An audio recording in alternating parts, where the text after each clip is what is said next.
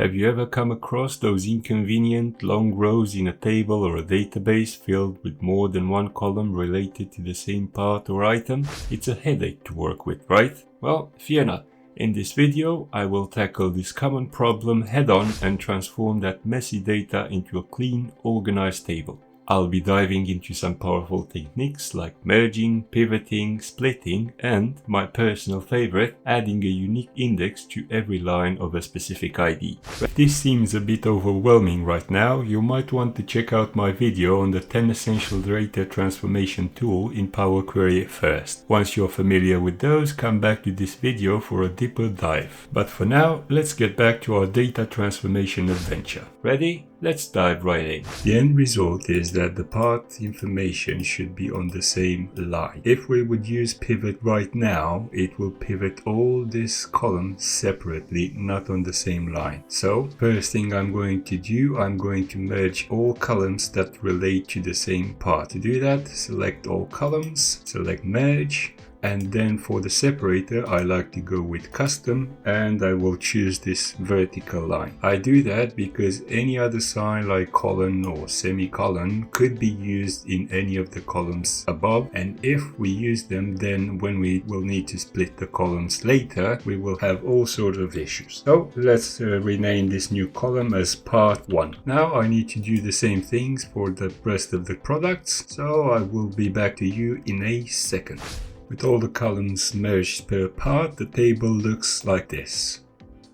The next step is to pivot those columns. So I will select Order ID and Company ID and then right click Unpivot Other Columns. As you can see now, we have for the same order part 1, part 2 and so on. We have 2 columns added. One is attribute, which used to be the column name, the column header, and one is the value. The attribute is no longer needed, so that's why I will remove it. Now I want to show all the values split into part number, description, quantity, unit price, discount, and line value. So for that I need to split the columns by delimiter, the delimiter we used earlier, each occurrence of the delimiter, and press OK.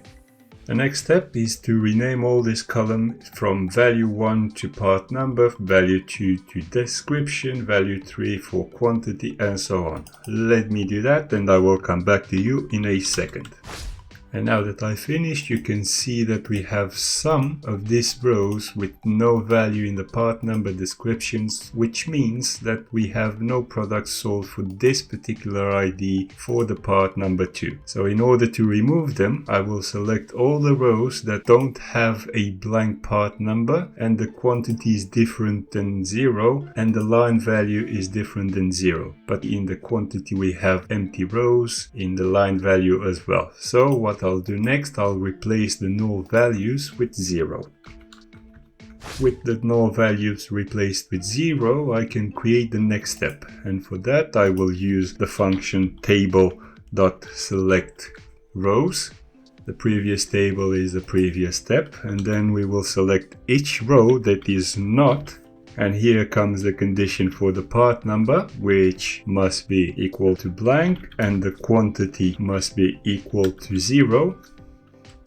And the line value must be equal to 0. This function will select the rows that are not matching these conditions. Close all the parentheses and press enter. As you can see, all those rows have disappeared now. But that leaves me with a problem. As you can see, I have order ID 17 for multiple lines, which means I want to add a line ID. First step towards adding a line ID is to group the table by the order ID. So I'll group the table by the order ID. The new column name will be count and the operation will show all rows. For each orders, all the lines have been grouped into a table. What I want to do next is add an index for each of these lines and then for each of these tables separately. So in order to do that, add a new step, table.addColumn, and the new column will be named custom. And for each row, we will add an index, table.addIndexColumn.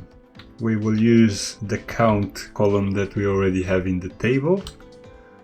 The column in the new table will be called index, and the increment will be 1. Close the parentheses, and there we have it. For example, for that particular line 17, we have this new column index from 1 to 7. Now obviously the count column is no longer necessary and I will remove it. Next thing, I will expand the custom column, and I do not want to use the original column name as prefix. So I deselect that and press OK. Now the next thing that I want to do is merge the order ID 1 with the index column that we created earlier. So I will select both columns holding Control key, select merge column with a custom separator, which in this case is hyphen, and I will call this new column line ID. We have an order ID and then we have a line ID for each of the products for a specific order. When a new order starts, the index for the line will start again at 1. Go to home, hit close and apply, and our table will be loaded into the data model. All the changes have been made, so now the sales table look exactly like we wanted.